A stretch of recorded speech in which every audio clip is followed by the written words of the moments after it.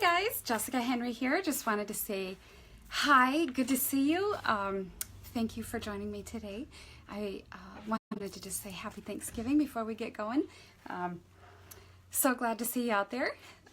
Anyway, I have a still life set up here that, hey guys, that I thought would be kind of fun. I'm going to be working on a still life. I've got the pumpkin and some copper, and I threw in a few candles, see what happens. I may paint them, I may not. Hi guys. So anyway, I'm so glad to be here, and in case you missed it, I already said happy Thanksgiving. It's so good to see you.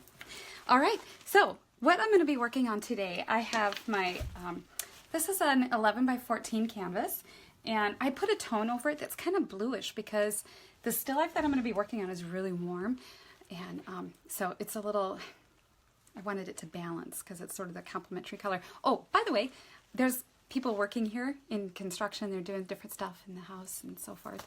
So you might hear some noises and some talking going on in the background, but I assure you I'm not going anywhere. So good to see you guys. Anyway, so complementary colors to my still life. Most of it's going to be warm, so I have sort of a bluish thin tone over my, this is just a masonite panel. I gessoed over it. All right, and then so I have one of my nifty little palettes here. Taking orders now for Christmas. Anyway, so what I have out today is my titanium white, and I threw on a few extra little colors because I'm doing a pomegranate, and I really can't get those beautiful pomegranate colors with without these. So I have, today I have cadmium yellow medium, and then this is my extra cadmium red light. Hey guys, you were very punctual. I am, you know, I hate being late. Yellow ochre, oh, and then I threw in cad red medium and burnt sienna. This is left over from the big painting I was working on yesterday, the big cliffs of Moher. And then this is Ultramarine Blue, Pthalo Green, and Alizarin Crimson. So really the only two new ones are, hey Norm, the only two new ones are the cad reds, throwing on light and medium. I love painting pomegranates, and so I know that I do know I need those colors. All right, so I'm going to jump in. Other materials. Oh, and I want to talk real quick too about setting up still lifes in your home. You can't really see, maybe I can kind of see. I've got, this is a window, and it's obviously, I have it all curtained off, and so I try really hard to control the lighting as much as possible. And then I've just taken a corner, I've got a little shelf here, and I've pinned up some darker fabric because I wanted this to have sort of that darker feel with the warm light on it. And then it's no big deal then just to grab your stuff and set things up. These lights, I'll lift it up and show you. You can order these online, but I like these because they have the adjustable straps, these flaps here, you know what I mean? And so I can adjust the height as well as the intensity of the light on my still life. If you don't want to order one of those, just use like a heat lamp you can get from the hardware store, put in a light bulb. If the light bulb is too warm, like an incandescent, either A, go get a daylight light bulb, but if you can't do that, paint blue acrylic paint on the light bulb and it will cast a little bit cooler tone. You want to try to emulate as much of a natural daylight light on your still life as possible. So that's what I did. This is a daylight light bulb in my little light here. I've controlled the lighting, blocked things off. For the purpose of filming, I do have other lights here, so it just kind of is what it is. So anyway, I gathered a bunch of stuff, and I wanted to do pumpkin because we have this lovely one from outside, and grabbed a few leaves, candles, some copper pots. I have a copper pot with some eucalyptus in there, and so we're all set. All right, good to see you guys, and I'm going to jump in. I just grabbed a few brushes. Most of these are flat, size 2, 4, 6. I don't have any 8s in here today. Since my canvas is already toned, I'm going to start with a smaller one, like a size 2, and just to draw the whole thing in place. So I'm just going to grab this 2, and these are all bristles, by the way. I don't prefer to use very many synthetics. All right, and I have linseed oil and my Gamsol, which I'll go get. Here it is. I'm back. So Gamsol, odorless mineral spirits, whatever you need. I use it to just thin it down a little to draw my picture on there. All right, so let's jump in. I'm going to make an inky soupy mixture with the mineral spirits.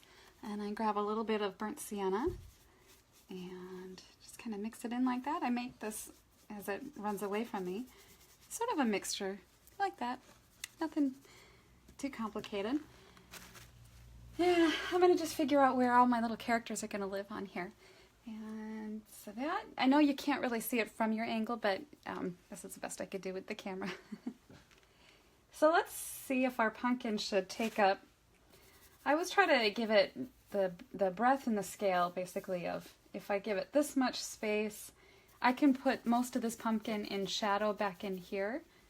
So if my pomegranate is in here, and my copper pot is back in here, maybe I'll put one of the candles here. And then the towel that I've got the white cloth thing that everything is sitting on, like this. Let's put this over like this a little bit more. I think that makes an interesting, kind of leading the eye in very simply like that. And we'll see what happens if I I'm going to zoom in on that whole still life quite a bit. And you know, when you're doing a still life, you can have your whole objects and everything set up, but you're not committed to making everything exactly the same size as you see it over there. It's important to make this here read the way you want it to read. Okay, so that's what I'm going to do. I'm going to fudge the facts to make this work. So let's get this in place. I always want to ask myself if I'm content with the size and placement before moving on, because if you think that maybe you can fix it as you go, it rarely ever works. And so you want to just make sure that everything is reading the way you want it to read before you advance.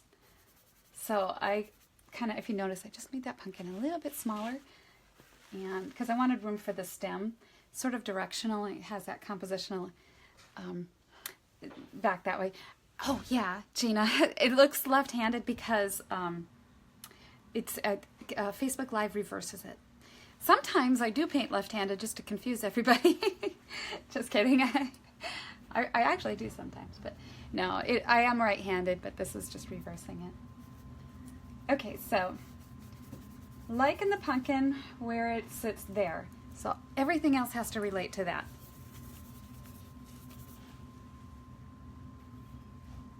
Always looking for angles, even though it's a round pumpkin, looking for ways that I can really enhance those strong angles. So good to see you guys. I've missed everybody. If you have comments or questions or things that you want to talk about, you can put it there. And oh, hey Dan, I miss painting. I'm having a great time. See, I thought it would be just kind of fun to just to do a fun one today and play and just see what happens. Hi Oliver, good to see you guys. And I'm going to try to keep this today about an hour. I got a really good question yesterday from Bill. Thanks, Bill, for your question. His question was, how do you know about detail? When is enough enough? Oh, thanks, Christine. When is enough enough? How do you know when to stop? And that's a great question. What I do is I always start out. You can't begin anything without knowing what you're looking for. So if you have a concept in mind of what you hope your canvas is going to look like when, thanks Charm, when you're done, keep that concept in mind as much as you can. If your painting is about mood or drama or lighting, or maybe you just really want to enhance just that one pomegranate or whatever, everything else has to fit that theme that you're working on. And you have to ask yourself every now and then as you're working, am I there yet? Am I there? Am I there? If you're not, then you keep going. If you find at some point that you've reached that one thing you want to say, even if the rest of the painting isn't really finished, stop and just live with it for a little bit. maybe a day or a week or whatever, and see if it needs more. So a lot of times you find that, you know what, I'm glad I didn't fiddle with it because I love that fresh feeling. Sometimes you can cross that threshold where paintings tend to look labored over and fussy. I always call it getting precious. You don't want to get precious with the painting. Sometimes there are some passages that do require more finesse and that TLC. And so I save that just for those areas that need that. Like in this case, I really want this pomegranate to just sparkle with jewels. So I'm going to get in. I hope that answered your question, Bill, and it was a very good one. Thank you for asking. So I want to see you paint again. Thanks, Anne. And so in reference to that cliff painting behind me that I shared on Facebook yesterday, that was one layer. That was a little over an hour's worth of painting. Thanks, Jean Marie. And so there's a lot more detail that I do want to put into that with just the cliffs and the ocean waves and all that. But the background has to stay muted, and I'm pretty much done with the sky in the background and that. So always thinking about your original concept and where you're going to lead the eye in the painting. That is how you know when to stop with the detail. Detail can quickly get meaningless and distracting. So definitely always be asking yourself, am I there yet? Am I there yet? Like the kids in the car. Am I there yet? We'll get there when we get there. All right, so I did want to kind of put a little bit of this eucalyptus in here, so I'm just going to suggest that, knowing that it's going to be about that size and placement over there.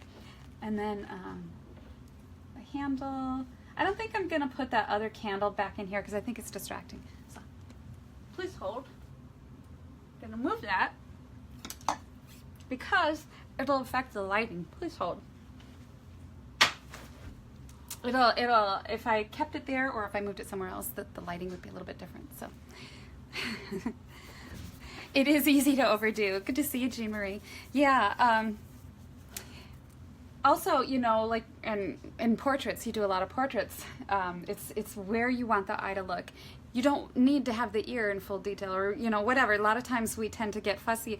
When you look at a picture or even a still life, whatever, you can focus on different things, and you focus on this and you focus on, see all the hard edges and you see all the infinite detail. But always be asking yourself, where do you want the viewer to spend their time? If you don't need them to spend the time in the background on the side of the head or down here in the lace or whatever, it's not necessary. So, what do they say? Brevity is the essence of wit. So that's kind of the rule of thumb that I go by with how to determine when enough is enough. So I like this clustering here. I think I'm going to make this candle holder. The candle's kind of wide and it looks like, you know, your Walmart candle. So I'm just going to shorten it a little and kind of try to make it look a little more interesting. So let's bring that in. Remember, it's your world here. This is your world. Make this as beautiful as you can. This is what's going to last. I always tell students in my classes, no one's going to take that still life next and hang it onto the wall next to your painting. So make your painting be what lasts and has that beauty for all time. Same with landscapes. Or the only rule that doesn't apply and that you can't use that for is in portraiture. You have to be spot on with that. These are I'm just suggesting leaves back in there. And I'm going to put the light in there. I like the size and placement of this. Okay, time to jump in. Can you explain the tones you use in the rough sketch? Do you choose the sketch tone depending on the subject? Sometimes I do. Most of the time I just use burnt sienna and ultramarine blue for the laying it in, just because to me it just makes kind of a nice dark and I'm able to move masses around like this. I'm at the place now actually where I'm going to get into a little bit bigger brush. This is a size 6 flat, and I'm going to start laying in my big value masses. Can you see? Yeah, you can see that. And so grabbing some more ultramarine blue and burnt sienna, and still want this to be a little thin. I'm still using the odorless mineral spirits because I'm just massing in values and figuring out where everything's going to go. And but pretty soon I will be using other colors when I do the laying in, even just a the base. So for example, when I lay the shadow in on this side of the pumpkin, I'm going to use a little bit more like a violet tone, alizarin crimson, burnt sienna, whatever, just to sort of create that illusion of a thin layer of shadow, because it's not going to require thick paint and beautiful impasto and stuff like that back there. So it's going to work for me in its undertone.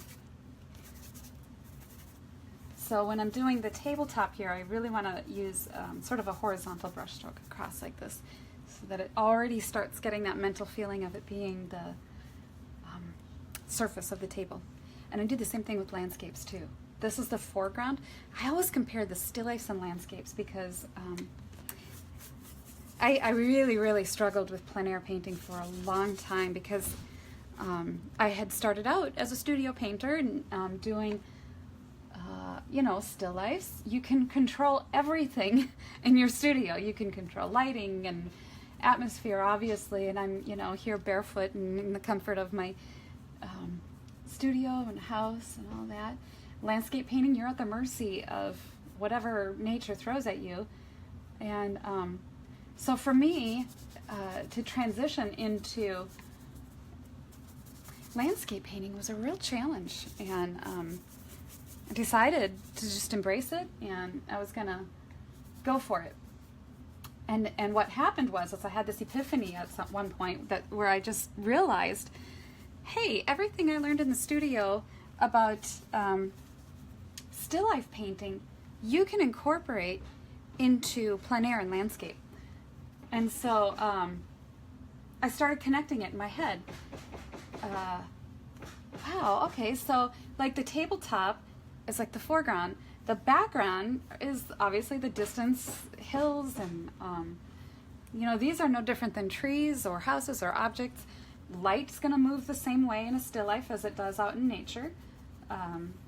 You know, there's rhythm, there's your color handling, edges, all of that stuff applies. So it started connecting and clicking. So whatever I can do whenever I'm teaching a still life or even a landscape, if I can kind of make those connections to people who may be watching, workshops, videos, whatever, even myself, it helps. It really does help.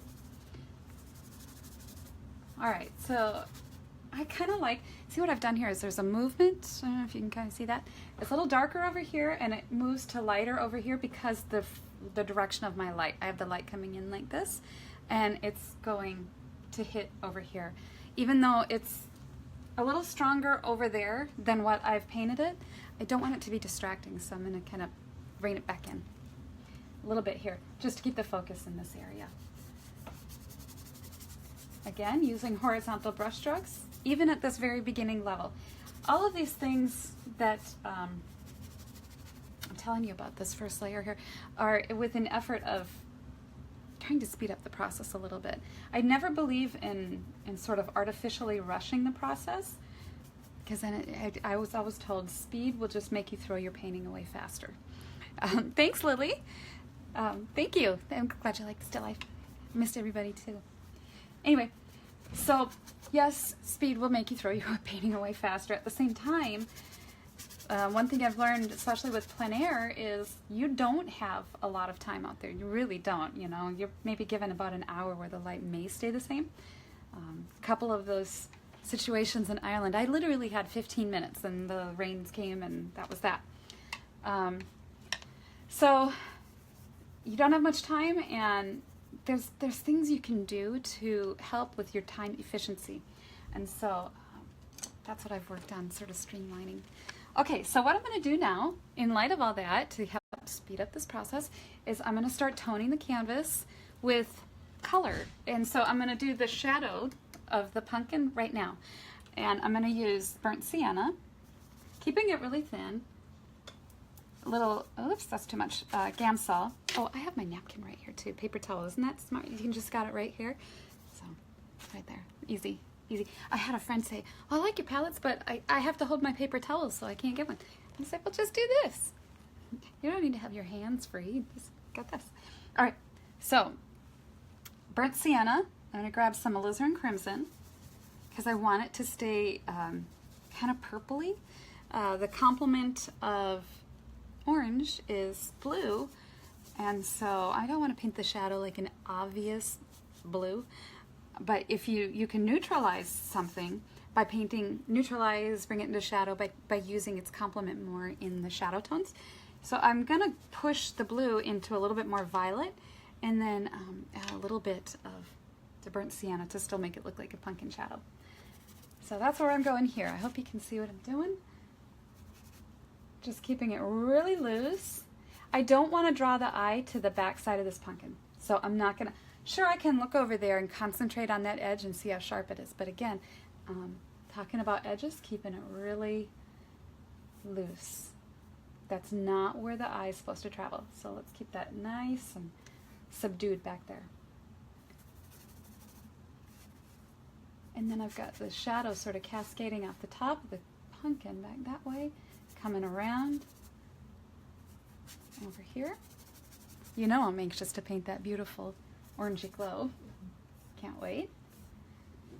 Let's get a little bit more blue in that. It's looking a little too red. That's better. I hope you can see that. Oh, good, you can. Okay. Okay, and you know what? While I have this Alizarin Crimson and a little bit of that blue on my brush, I'm going to, pumpkin, yes, P-U-N-K-I-N. Thank you. I'm going to take this glaze and just put it where I see it on the pomegranate. So squinting down at that, you know what, hold on. I know y'all thought I was probably going to eat it, but I just wanted to get some of this membrane off. It was hiding some of that really beautiful red. So, squinting down at that, this is where I see the pattern. You just paint it in the pattern. Holding my brush really loose. One thing you don't want to do is this. Getting up in there. Oh, I see the little seeds like this. It really loses a lot of that freshness. So, holding it loose, little pieces of paint, squinting down, you can see the bigger, broader pieces of the shape that way. And then you can always come back in and just trickle in a few sparkles and shines like that. And this is a shape that comes around and down like this. Let's get some more blue into this darker shadow. So even though it's a really thin layer, it's still like an underlayer.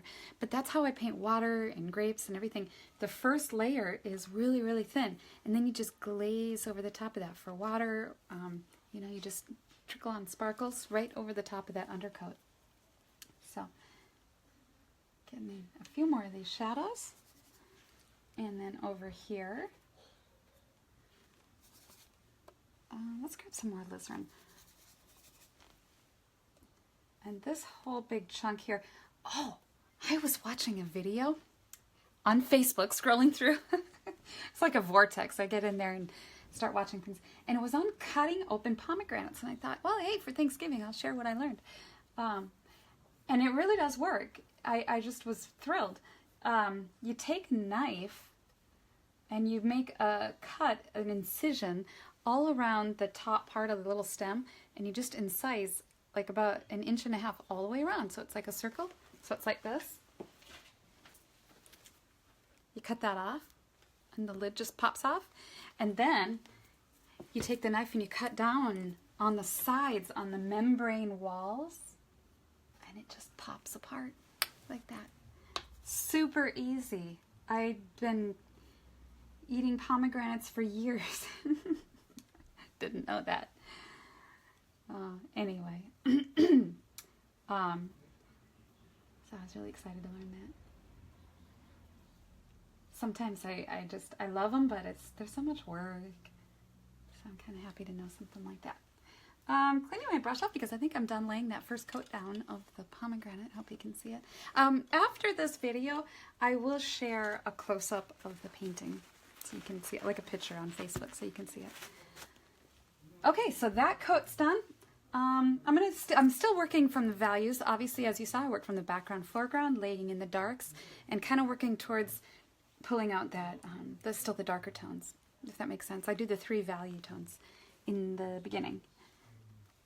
And then, so there's a darker copper back in here. And that is just burnt sienna, ultramarine blue, back in there. And the candle has some darker pieces back in here. Just kind of ignoring the glass, I squint down at it and I look to see where I can see the all those colors around the glass and inside the glass. Let's grab some burnt sienna, ultramarine blue. There's a darker for that melted wax down in there. Okay, getting things done. So, hope I'm not talking your ear off. Hey, Gary from Sedona. I bet you're much warmer down there than we are up here in Ohio. Although I can't complain. It's really nice. It's been a very, very pleasant autumn. And so, Ohio is very beautiful.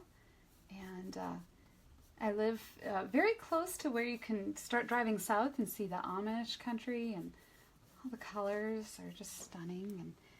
And so I'm really happy to be here. All right, so I think that pretty much makes up where I want my darks and the patterns of those. So I'm going to start just laying in that thin layer for the middle tones. Cleaning my brush off. I'm going to get the copper pot next. It's sunny and 70s this week. Oh. Okay, well, I'm happy for you. All right, so when I make copper, I use just sort of burnt sienna, yellow ochre, depending on your copper, because some of it's obviously a lot shinier than others. Just a nice thin coat of those, and then you can add other colors into it later. A little bit of blue into copper makes it really pretty. So if you can see, yep, I'm doing kind of a thin coat around here. I'm going to do something really similar on the pumpkin, just like that. So I hope everybody has great plans for Thanksgiving and going to be with family and friends, loved ones. It's my favorite holiday. So, Phoenix, you're going to be in the 80s? Yeah. Yeah, no, Thanksgiving's my favorite holiday because it's all about food and family and friends. No gift exchange or anything like that. It's just no pressures. It's just getting together and eating and having a good time. And that's why I like it.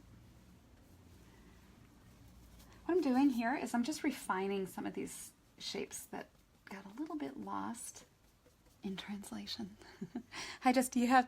You have to visit. Yes, Denise, I would love to. For those of you who are watching, Denise Wiskoski was my art teacher when I was in high school. So it's her fault. Hers, among many. There were so many people. Yeah, there's so many people that I should be saying thank you to more often. So thank you, Mrs. Wiskoski.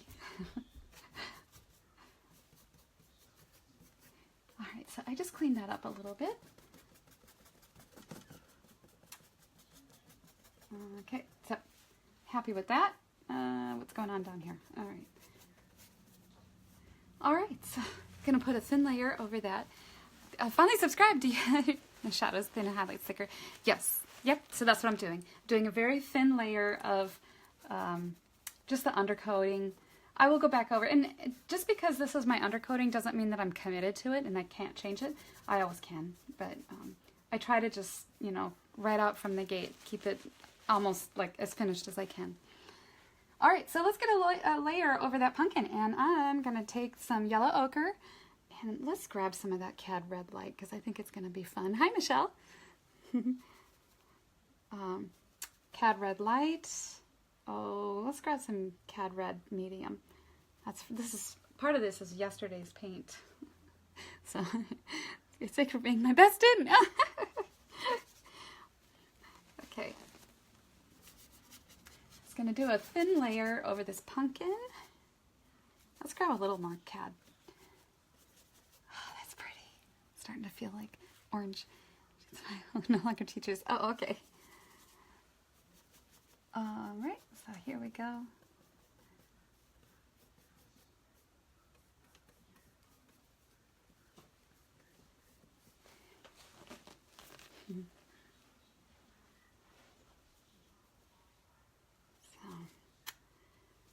I think that as I move towards the light, the color is getting a little bit more intense. So I'm going to grab a little bit of oil. I'm using just a tiny dab of linseed oil now because, you know, it's going to be thicker paint here towards that bright, vibrant middle. Are you done watching TV? Yeah. Go turn it off, please. I'm home now, and so are the kids. So... if you missed it at the beginning, I had a disclaimer. Hey, they're doing construction here in the house. I think they're done now. So anyway, there's this really pretty red, kind of a red at the top, so I want to get that in there. Cadmium red. Love playing with those. Keeping that energy, that vibrant feel to this pumpkin. That's what I'm working on here. Yeah, this pumpkin was given to me by our neighbor. We just moved to the area, and she wanted to welcome herself, or welcome us to the neighborhood and introduce herself. And her name is Mary Houston, Mrs. Houston. She's lived here in this neighborhood for 60 years, so she knows everybody. It's very nice. She brought us this pumpkin. So, you'd asked about acrylics. I don't use acrylics, and I find them to be unforgiving. I don't enjoy them. I love the feel of the oils coming off my brush.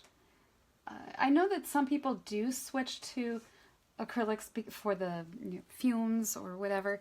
You can get acrylics that have a really nice sort of texture. They don't have the quick drying aspect that many find disagreeable about the acrylics. So you know, but I've bought all of my equipment is in oils, so I'm not gonna go buy them. I also find with landscape painting, it's really, really difficult to use acrylics because they do dry, even in the atmosphere and the air, and so I don't. Okay, so I'm liking where the pumpkin's going, and so what I'm just using, I think I just said too, is the cadmium red and cadmium yellow medium for most of this in here. And then the shadows have more alizarin in them. Keep that going up like that.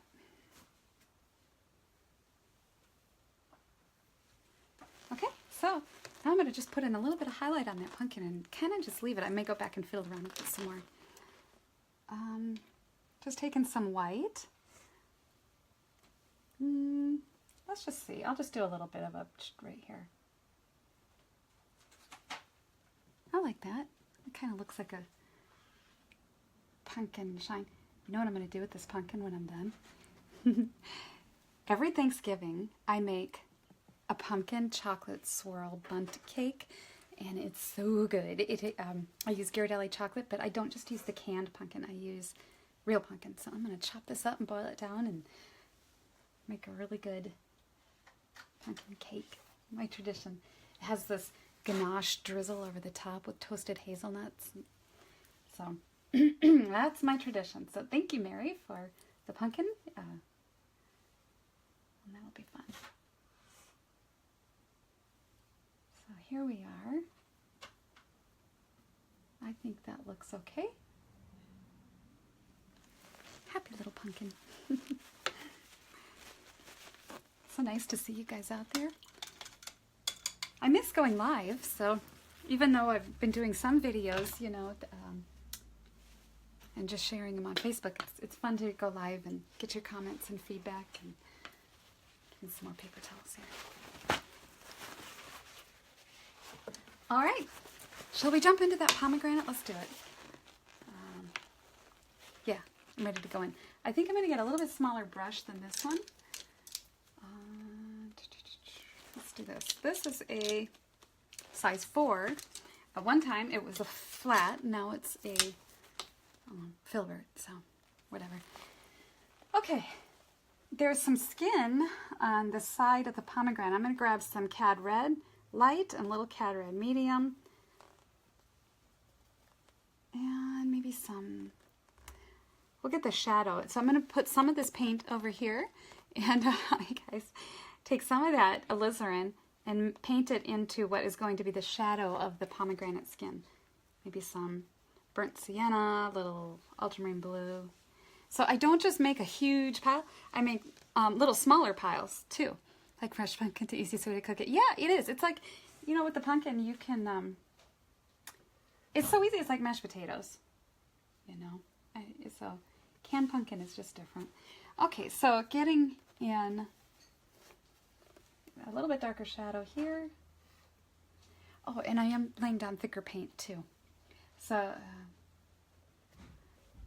like that. And then there's not much as it goes around back here, so I'm going to just keep it just kind of quiet back there and grab some of that lighter tone that I made for the, see that? For the skin of my pomegranate. Squinting down at that so it's not too complicated. Like that. And then we've got some, I'm going to grab a little bit of white, yellow ochre into that red mixture. And that'll give me down below, which you probably can't see it, but down below where the light is hitting this strong right here, we have sort of that effect with the, like that. And then some of it comes up over here. And a little right there. You have to do the sound effects. It just does, it won't work the same. And people ask, what's your secret? It's in the sound effects and the pinky. Now you know. That's for free. Okay, so now, okay, so that membrane color where the membrane, we can see, okay, where the membrane is hiding and obscuring those pomegranate seeds, there, it just kind of creates a little bit different gray. So I'm always asking myself, even just driving around, what color is that? How would I paint that? And in here, I've painted pomegranate membrane so many times that I'll just show you what I do to do that. It's practically a formula by now. Okay, so I have sort of, I'll just start from the beginning. White, you see? Okay, yellow ochre. And then let's grab a little bit of burnt, that's ultramarine blue. And I'll just make sort of a gray, grabbing a little bit of the yellow ochre, because it's sort of like a creamy off-white. Okay, so there's that. So test it. If you get a color you think, oh, is that close? Let's try it. Let's see what happens if I paint. I think it needs to be darker. So add a little bit of ultramarine blue. Let's grab some burnt sienna. And I'll paint those colors together like that. I think that might be the shadow color. Let's see what happens. Yeah, that's looking like it. All right, so now I have 2 piles here that I can use, and I'll work into that, some of those colors. Squinting down, I see a little bit more of it over here, and some over here. I'm not really digging this brush. I think it's a little stiff, so I'm probably going to switch to something else here. And then on this side, there's a little bit more of the ochre, so I just mixed up a little bit more ochre like that. I think it's probably picking up a reflection from the pumpkin, so that's what's happening there. Up here, I see some more of that ochre color too. And then over here, like that, a little bit like that.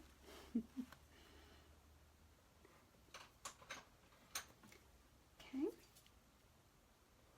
Yeah. All right. right, so this is what I'm doing here is the middle tone to darker shadows of the pomegranate membrane. This is not the intense bright colors yet. So let's get a little bit more, just making a little bit creamier mixture up there.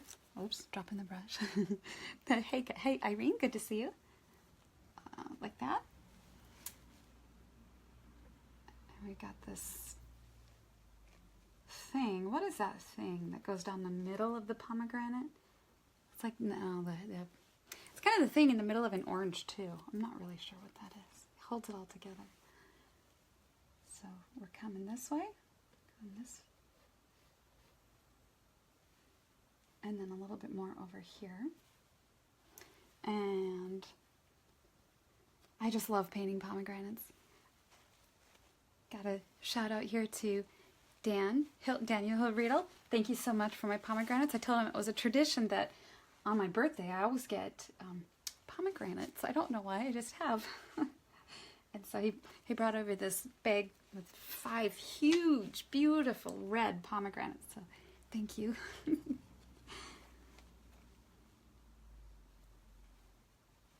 Okay, oops, getting a little bit more.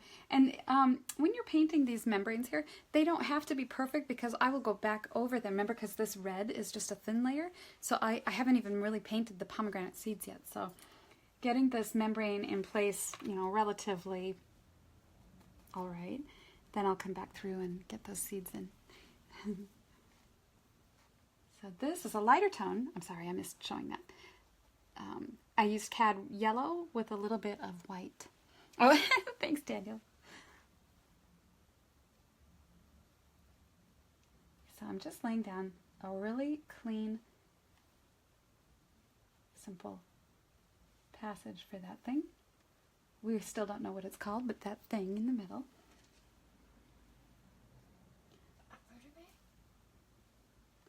I don't think pomegranates have vertebrae, but we could call it that. It's the spine down the middle. Is it the spine down the middle?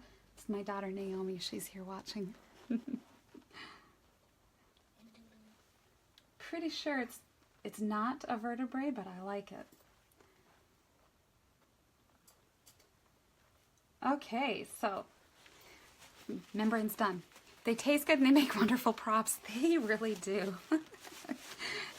Yes, they do. I love them. They're little jewels. Okay, so let's get that pomegranate. I'm going to switch to a smaller brush now. Let's go back to the size 2 that I used at the beginning. I'm going to clean that up. You can kind of see, I'm looking at the picture, and this is a great thing about making these videos, is I can see the painting really small in there. I can kind of see it condensed. So, yeah. Okay, so getting this in, I think I'm just going to make up a little bit richer batch of Alizarin Crimson. Let's get more of that in there. Alizarin Crimson. Can you see that? Yeah, you can see that. All right, and then let's do some Ultramarine Blue. This will be about a nice dark tone. Over the top of this, then I'll add the little sparkles. So I'm just going to lay in kind of a passage where I see them. How am I doing for time? Sorry, it doesn't show the clock when I'm doing these live videos. Okay, good. I don't want to take up too much of your day, but so there's that. And I can smell a pomegranate. It smells good. Sometimes I just catch a whiff of it. So I'm also kind of cleaning up the edge of that membrane, and I'm twirling my brush as I bring it around. So getting that back in place. And like I said, I will share these on afterwards, the close-up of the painting.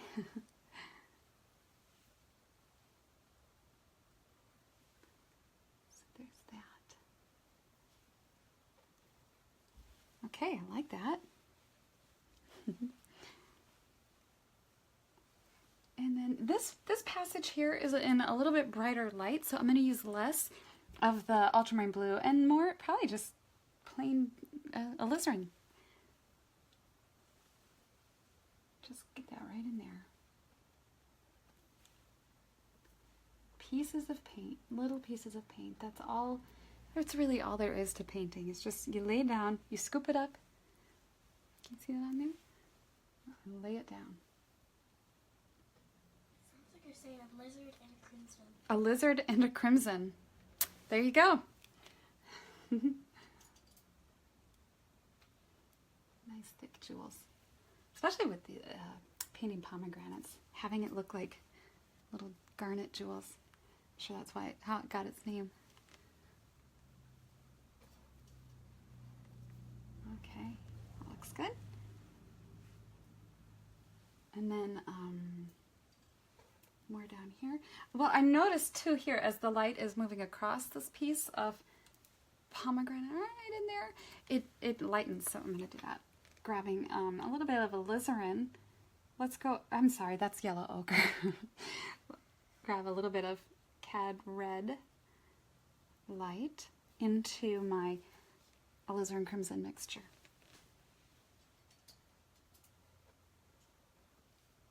Just little dabs of paint right there. Once I get the sparkles on, it really, yeah, when I get the light on here, I'm sorry, it'll really sparkle like little jewels. Yeah, my daughter, she's actually sitting on the floor doing a little bit of painting while I'm watching, so it's, it is nice. It's very peaceful. You know, while I have this too, even though I don't have the fabric in here yet, I'm going to just suggest a few of the little pomegranates where how they're gonna cluster. And these I arranged to help lead the eye into the painting. Might try lizard crimson for Thanksgiving. Yes, John, you should. Thank you. I'm glad you're enjoying the demo. Lizard crimson. We got it now. It's a thing. It's a thing. My daughter started something. Okay, so let's go down there like that. Oops, I want that darker.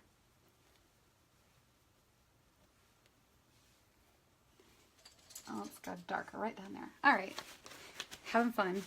I hope you guys are having fun too and making all kinds of preparations for tomorrow. Thank you for taking some time out of your busy schedules. I'm sure you guys are making plans and arrangements and just doing what people do.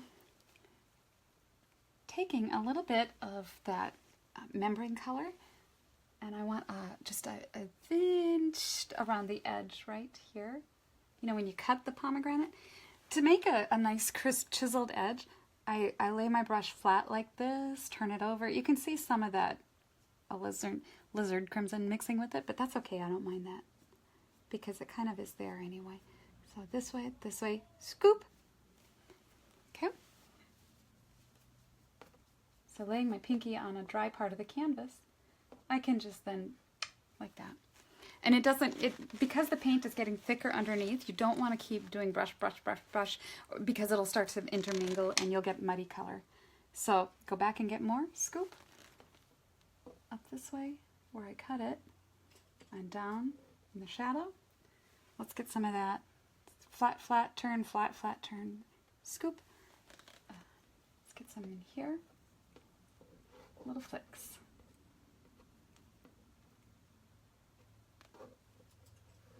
Just picking up some fun little character. And then down here where the membrane does this little dab, dab, dab thing because the seeds show through. Just going to take a little bit. Yeah, that happened. What would a video be without me dropping a brush? Okay, so I'm taking just a slightly different color, a little bit darker, and going to dab in where the pomegranate seeds are showing through the membrane. It's my favorite part. Just like that. And down there. Okay, having fun with that. All right, I'm going to clean this off now and get a smaller brush. I'm going to have some fun putting in a few sparkles. Before I do the white part of the sparkles, I build up to that. So, going to do some of those cadmium sparkles first. So cadmium red, can you see? And this red, both cad reds. And I mix those together, paint them together, and I roll my brush to a point, like that. Thanks, Tracy. Good to see you. And then we're going to just carefully choose where these guys are going to live and how each one, where I put these, how they're going to be used in the telling of the story of this being a pomegranate. I don't want to put in every single one that I see because it would just be too many. So these are going to act like little sparkles and jewels to help tell that this is a pomegranate story. And on here, I know you probably can't see, just got one of your, oh good, Michelle! Cleaning, do's and don'ts. I wouldn't use a razor, but just use a palette knife. And then when you're done with it, just scrape it off at the end of the day. You can use a palette knife to scrape it off. And then a little turpentine or your Gamsol, and it's good to go. So thanks for purchasing one, Michelle. I'm glad you like it. And I have actually, one of them I had for 20 years. And that one I did resurface because I'm terribly lazy with my, oh, thanks, Hester. I get really lazy with my materials. Like it's like a sin with me. So I've had to resurface these, and that one I had for 20 years. I resurfaced it so many times that I sanded down the first layer of veneer. It was kind of at its end. So what you can do if you're bad like me, and the paint gets really crusty and it's hard to use, let it dry, and then get all your mask and respirator, go outside, take a palm sander, and just sand it down. But use a scraper first to get most of that crusty old paint off, and scrape it down, and then you put 3 coats of varnish on it. That's what I've had to do many times. So I think that's about it for those little pomegranate seeds. I'll come back and do some of the little seeds down here later. But let's get in some of these middle tone highlights, and then we'll put in the bright sparkles. All right, so middle tone highlights. I just grab a little bit of white, a little bit of blue, and that's not my brightest, so I'm just going to put these in a few little spots where they're kind of just picking up this brilliant spotlight like that. Yeah, you can kind of see that. And then let's do a few more. Looking at that, I see one over here. And I see one here. Picking up more paint. See some over here. There. Oh, I still have a lot of left to paint on here, and I'm running out of time. Well, I guess making pies. Oh, wow. Hey, pies will always be there. Okay. Now, the fun part. I'm just going to take this. So would it be too heavy to work with? No, Sally, you can always just set it on the table, too. And that's what I do most of the time. Or if I'm sitting in my studio and I'm sitting on my chair, I just set my palette right on my lap. And I prop this up against my easel, and it's good. So, and they're surprisingly pretty light, too. They have this extra balanced weight on the back to help make it so that it's easier and more comfortable to carry and hold for a while. All right, so the fun part here, I'm gonna take my brush and go right into the white. Let's make that more like a point, like that. Okay, we're gonna put in a few little sparkles on here. I'm thinking too about where the eye's gonna be led. So if we go there and there, that's too much white.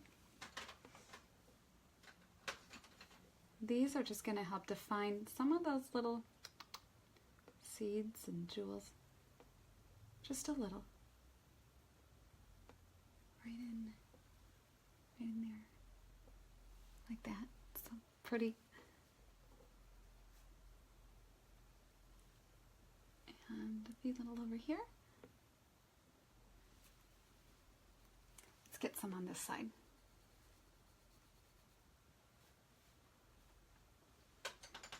All right, and then where the candlelight is going to be hitting this, is it available before Christmas? Oh yes, Paula, they should be ready like in the next few weeks. We wanted to have them ready by Cyber Monday, but it's just not going to be happening. We're really trying really hard to get the website up. Thank you for asking. yeah, the videos will definitely be ready. I'm hoping before December. So thank you. They're going to be beautiful. In case you're not sure, Paula just asked about the videos that we're working on. Daniel Hill Riedel and I on the our new thing that we're doing, Renaissance Creative Arts, and we're making from the trip to Europe available 8 instructional videos that will be online downloadable. And so those with 8 individual workbooks for each video, 4 of them from Tuscany and 4 from Ireland.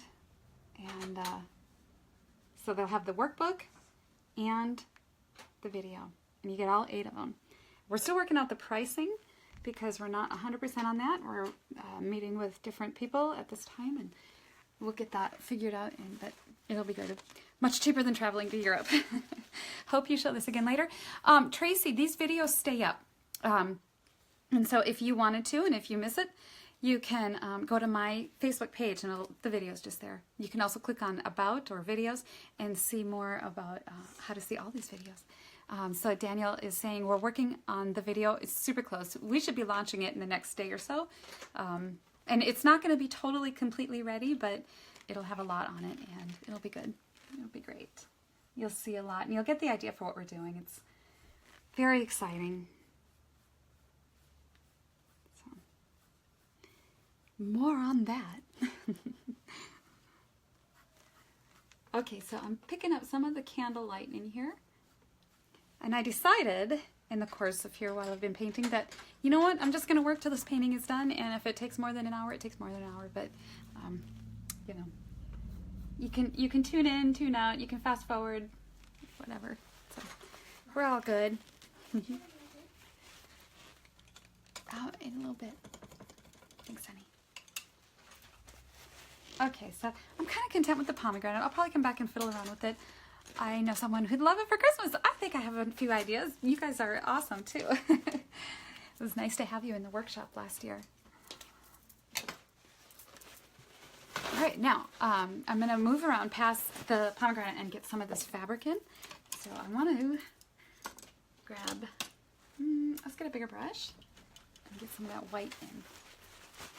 Okay, so the white is obviously not just straight white. Let's get the shadows in first. That's always how I do things. I grab the Ultramarine Blue, Burnt Sienna. That's a good fabric blue. So we got a fold over here. And if I lose some of those little pomegranate seeds, that's okay. I can always pull them back in. So right now this is kind of helping to sculpt and reshape the pomegranate so that it kind of makes more sense. And this comes down like that.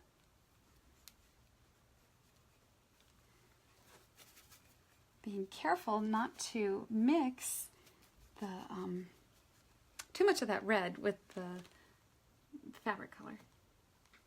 Let's just go like this. And then the back side of this over here, the roll of fabric, is picking up that candlelight. So that's a little bit more ochre, and some of that in there. Let's just lay this down in quick swatches like that. I don't want it to be white, white, white going off the corner of my canvas down here because it would draw the eye straight off like that. So I don't want to do that. So I'll just keep that really subdued. Horizontal strokes. I'll go back in and paint some whiter tones. Let's grab some white. Back over here, because I kind of had that nice creamy earthy mixture going. Yellow ochre. That looks nice. That's a good cream color mixture. Isn't it satisfying to watch paint being mixed? They actually have channels on YouTube where you can just watch people mixing paint. Hey Mike, good to see you. So there is, that's a good chunk. Whew. Does that. And then, I like that. Lay down a brushstroke, stop, look at it, assess the situation. What's happening here? Okay. Scooping up some more because I'm kind of painting around these little seed things, pomegranate seeds. Let's just go like that. Okay. Like that.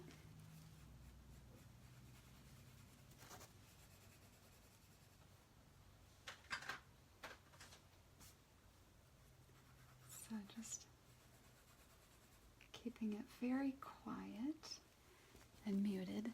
I'm actually done with my own oil painting. I'll take it. Okay, great. Thank you, Mike. Well, I'll tell you what, it's so satisfying in the holiday season here, and there's stress, and everybody's buzzing, running here and there, shopping, cooking, family. It's nice to just be able to say, you know what? I'm taking a few hours just for myself. Shutting the door to my studio if I have to lock it. I'm going to go in here and just paint and meditate and be by myself for a moment. It's healing, trust me. Set up a candle, get some Enya playing or whatever you do, and just relax.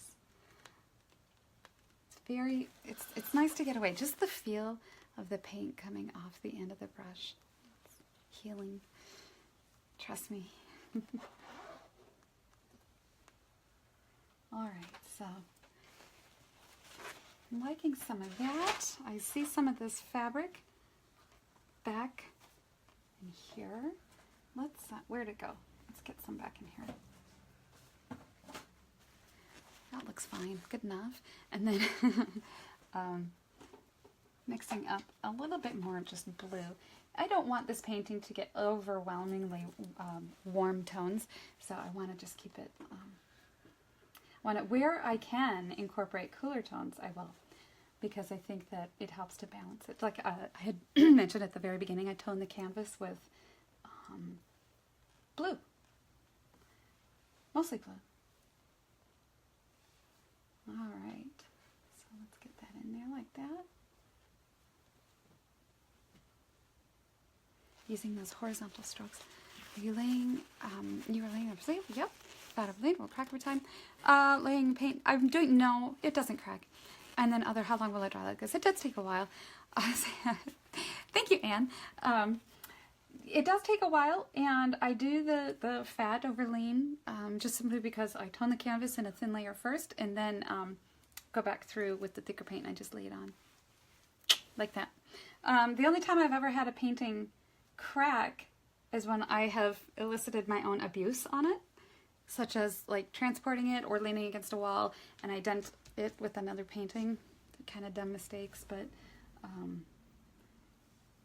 yeah, it's just, it can happen. But you know, like this is a masonite panel, so it's not going to crack. And in fact, a lot of what I'm doing now anymore is I'm just taking my linen and using the neutral pH adhesive glue. This stuff, and I'm just gluing linen right to boards, and it's so much easier, and I don't worry about denting canvases anymore, and it's archivally sound. And, oh, thank you, Cindy. So you can do that too. Just glue it down. And as far as glue goes, I've tried all kinds of different glues too, and because I didn't know that there was something specific you're supposed to use. So neutral pH is the glue you should use.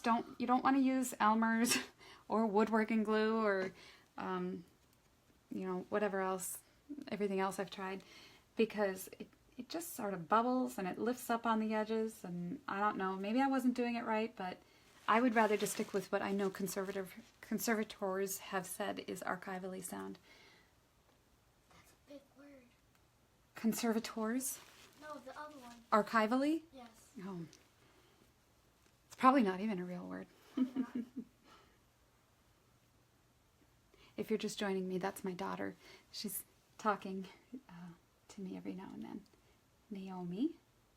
They're all home from school today, so. Can I show them what I did? If you want to. She's been working on a painting here on the floor. Hi, Patsy. Great work, but I wanted to watch. You know, you can finish watching the rest of these anytime. They will be up here. This is my daughter's painting. She's done a flower in a pot. It's nice to life. All right. Okay, so I think that's about as far as I'm going to take the fabric. I don't want to get too fussy with it and get all labored over because I really just want to get on to other stuff for the purpose of this demonstration. All right, so I got my light coming in. If there's kind of a hot spot in here. Actually, no, I was going to do the tabletop. Oh, Cindy says hello. Oh, hello, guys. She says hello. So I'm going to actually do the candle next because I don't want it to go out. Okay, so I'm looking at that, squinting my eyes down, and having some Ultramarine Blue Burnt Sienna. Maybe let's grab some more of the red and a little ochre, because the candle originally was sort of that color of that pumpkin. See, back in your element, have you ever painted with, this is a gesso board. Yep. This is just gesso over a masonite, 1/8 inch masonite, and I don't mind it. I think it's all right. I do prefer painting on linen. I just like the way that the paint comes off the brush, and to me that's just has a rewarding, satisfying feel as it just sort of glides on that smooth surface. No problem. Thanks, Christine. For the purpose of studies, and I do so many demos, I find that it's a little more cost effective to just paint on gessoed panel every once in a while. But oil primed linen really is just the ideal way to go. What I'm doing here too is I'm just adding some yellow ochre and cadmium just to get some of those highlights inside this melted wax candle. I want it to look like that wax is sort of melted in there. So I'm just picking up some more of the darker tones too, the burnt sienna. Happy to see, oh, Lily, painting still so beautifully. She said your painting is beautiful. Lily did. Oh, thank you. She says thank you. Okay, so there we go. A little bit of a candle in there just to keep it really quiet. I don't want to call a lot of attention back there and have it compete with my pretty pomegranate. So let's grab some alizarin and just gonna right like that in there. And that should be fine. I was gonna have Christmas music playing today, but I think that they won't let you post the videos if you have music, but whatever. That's not fair. So anyway. All right. Now this dark, or the bright flame of the candle is going to show up more if I darken the area around it. So I'm going to just enhance some of these darker passages in here and make those sort of stand out a little more. I'm not going to paint the label in there. I think the label looks meh. So do that. And then get in some of this. Oops. Okay, smaller brush. Just back to my size 2. Alright, so painting the flame, I'm going to work it in 2 layers. I'm going to do a middle tone layer and then a bright vibrant on top. So we'll do the cadmium red light, cad yellow. Let's mix it down here. A little bit. I've got this kind of gray mixture still from yesterday. So I have that. And what are they doing? They're kind of... This is just the first layer.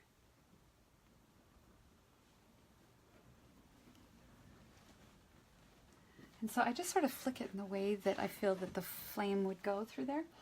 And maybe I can move this a little bit closer and go this direction so you can... Does that help? I don't know if that helps. Let's see. All right, and then I have to check every now and then to make sure that it's still on. Yellow, let's get some yellow and pure white. I don't know if you can see that. Also, I forgot to mention at the beginning, if you don't want to see the comments and things like that, you can just swipe it off to the right. and then you won't see them.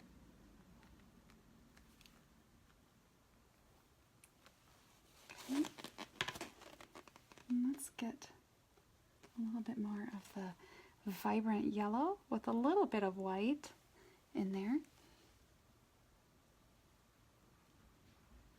All right, and then so that is going to show up sparkling on the copper and in other places. So now I get to play with some of those little reflective areas where I see that doing its thing.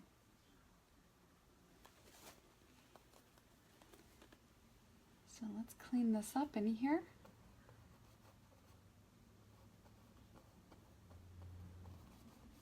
Like that. All right, and I'm going to get my smaller brush now because I'm painting glass. I'm going to get just some of these glass notes of where I see the rim and things like that. Ultramarine Blue, Burnt Sienna gives you a nice, really dark.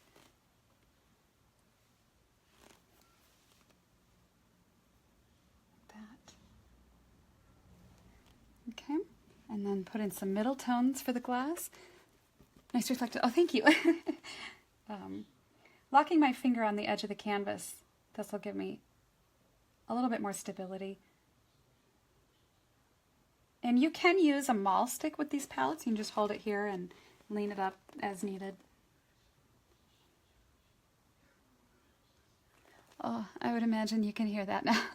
Your paint is beautiful. Oh, thank you. All right, and then now I'm going to put in some of those reflective colors in the glass so you can see that. So that yellow ochre, white, let's grab some cad red, and just pop those in where we see them.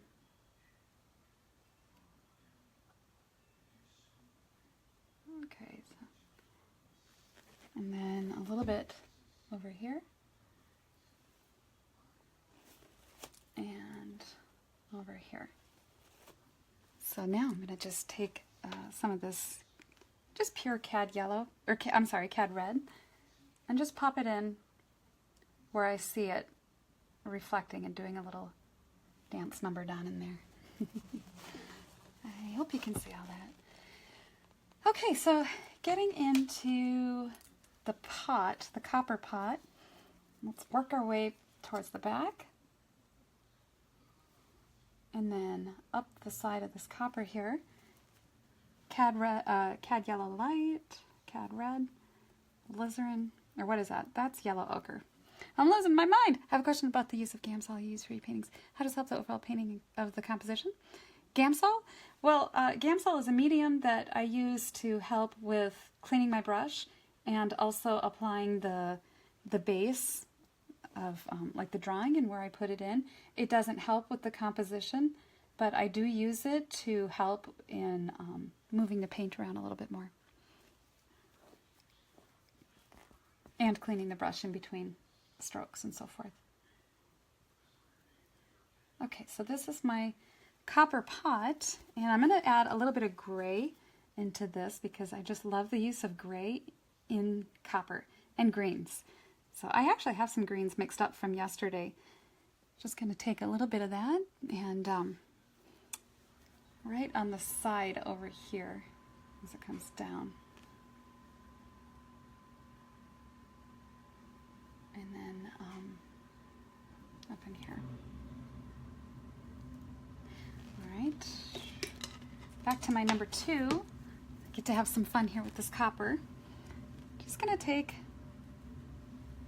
some cad yellow and cad red, and I think there's some white in there too. Putting in some highlights. This is like a middle tone highlight. Turn that down just a little bit. I don't want it to compete with the pumpkin, so just gonna let that sit and be quiet on its own. And allow for some of these shadows for the light reflecting from the candle to hit the copper in there. Hope that makes sense. Oh, okay, as because I've seen a lot of artists use it as base tones, but they also use it to sketch out the composition. Yeah, yep, I use it to sketch the composition. The design, I just use it for that purpose, to lay it in. The question was about using Gamsol, in case you're just tuning in. Okay, so now, this is going to be my highlight on the copper, and that's just Cad Yellow and a little white. Little dab there, going to streak it up and down, a little off to the side, and then a little right in the middle, like that. Okay, so let's get a little bit down in here. And then the gold tone handle, I'm going to start with sort of a green here. Sort of a green with yellow ochre, getting a little bit of oil. As you've seen, I haven't really used very much medium throughout the course of this painting. It's one of the #1 questions I get is, how do you know when to use medium? And I just say, you know, it's just to thin the paint down a little bit. You don't need very much of it, so just a little bit. That's all you really need. And I just use a dab of the linseed oil on my brush, not very much. Okay, so there's that. Okay, that's pretty much all I'm going to do with this copper. I'm just going to kind of lose this edge back here to shadow.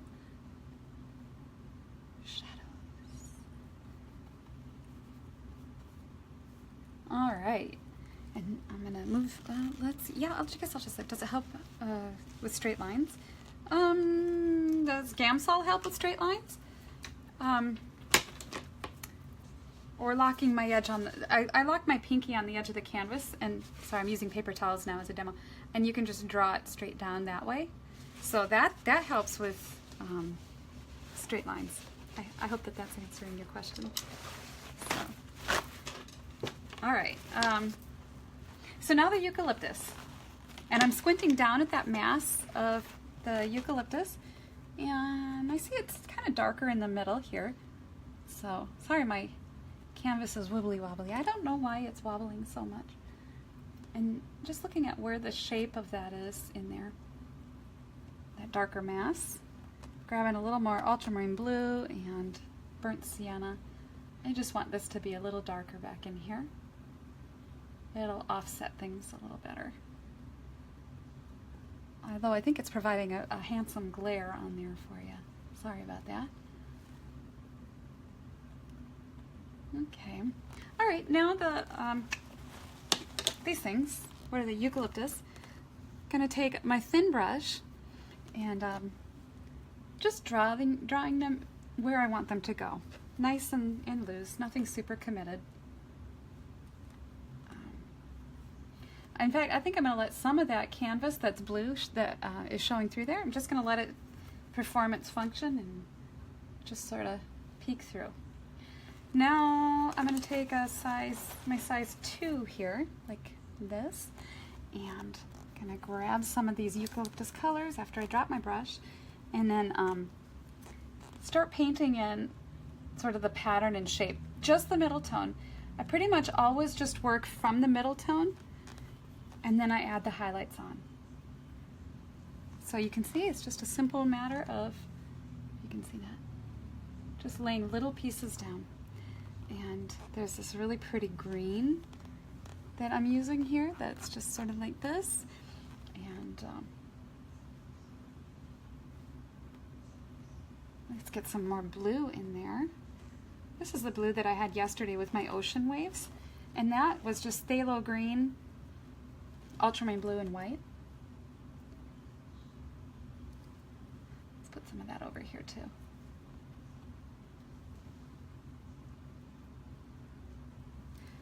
Let's do some of this rosier tone of some of these eucalyptus things, or just Alizarin Crimson and some of that mixed in.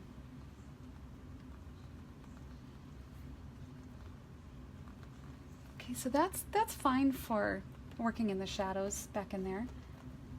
And then I'm going to take my small brush, naturally dropping things. let's get some brighter highlights in there. And then that eucalyptus is about done. So grabbing some white into that. I held my brush so loosely that they just kind of flop out, but that's okay. I don't want to do this and then have my hand, you know, get tight and all that. It doesn't make good, happy, healthy paintings to get all tight and with it. So let's get some, I'll just alter my shade a little bit. You can see I do use a lot of paint on there. Okay, and a little bit of that rosier tone, and that's pretty much all I'm going to do with that for now.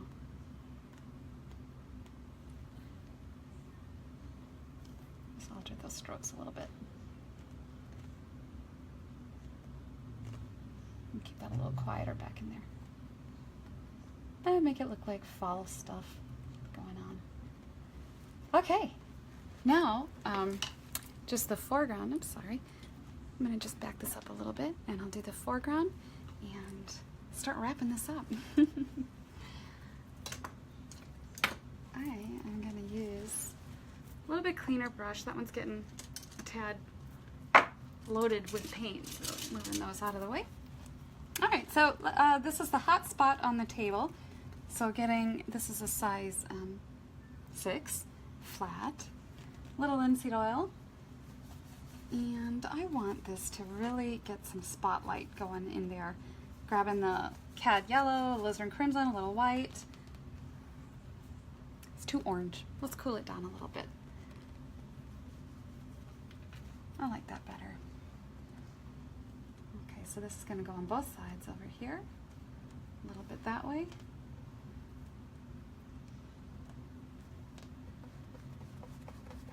Okay, now as it moves away from the spotlight and into the shadows, I just darken it a little bit.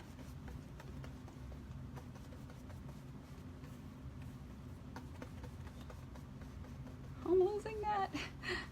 There we go. Backgrounds really are one of my most favorite things to paint. I just love painting them. I guess I like them because there's a challenge there that, you know, you have to keep it quiet and you can't shout for attention. Backgrounds have to be imbued with atmosphere and soft light and air and things like that. So that I find that an enjoyable challenge that I like to embrace. I'm going to grab some of this kind of candle glow color back in here. Cad red, yellow ochre, and that, just to really pick up some of that believable glow.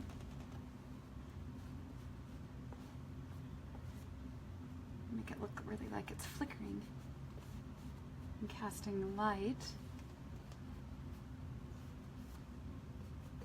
And let's put it in dark shadow right next to it. I have to watch this because it told me I'm at 20% battery, so I don't want to look over and, oh, everybody's gone.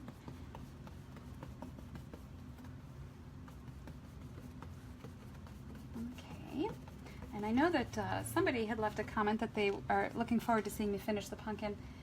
There's really not a whole lot more I'm going to do on it, but I'll do a little more.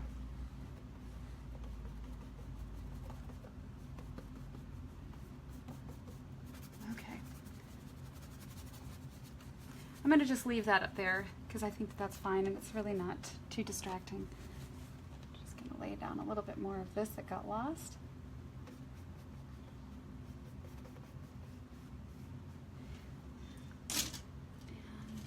Before I go too far, I am going to just sort of reshape some of these pomegranate seeds a little bit, and that's just basically alizarin crimson, a little bit of red there. I want them to do their performing part in leading the eye where I want it to go. I just do those with a little dab. That.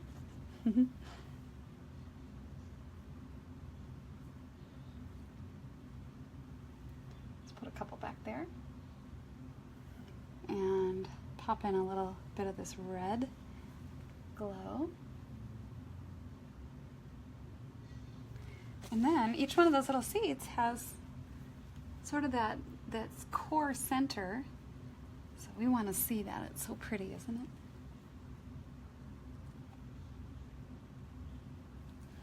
I like that.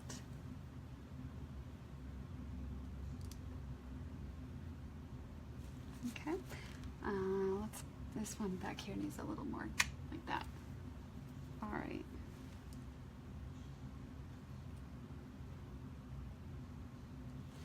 A little bit of shadow for these guys. Make it look like they're sitting down.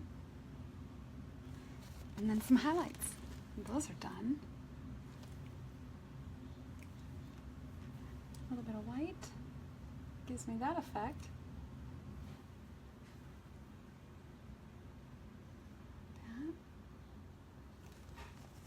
That's good enough. Okay, a little bit on the pumpkin, and then I'm gonna wrap this up.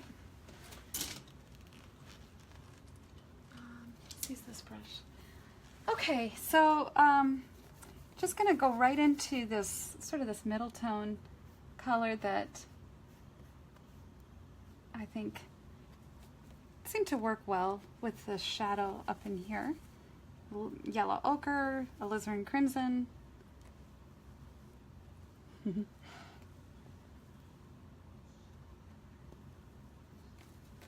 All right, and then let's lay in some of that thicker paint.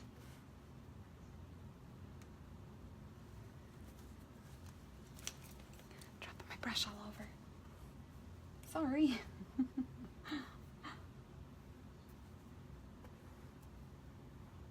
Okay. And then we'll just come down a little bit with the color and texture, a little thicker paint, a richer jewel tone, that beautiful pumpkin color, like that.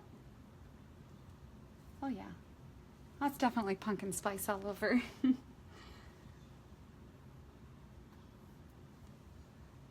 get some of that. Okay. Sorry, somebody called. And then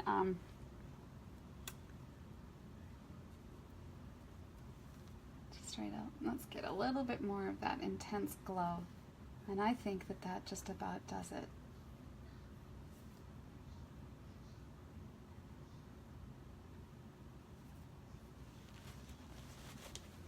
Okay. All right, well, I'm about done, so if anybody has any extra questions or whatever, I got a bunch of stuff to do today, so if you have questions, go ahead and ask them, put them in the comment section. I will get at them when I can sit down again. I think that that pretty much does it. So.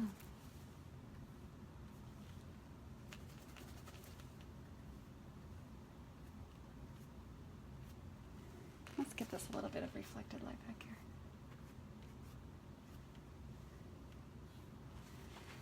All right, well, I am going to wrap this up, and of course, like I said, I will share a picture of the finished painting on Facebook, and I wanted to thank you guys so much for joining me. This was a lot of fun, and I hope you all have a wonderful Thanksgiving, and I hope to not let 4 weeks go by again without a video. This was a lot of fun. Thank you guys for joining, and have a very happy Thanksgiving. Bye-bye.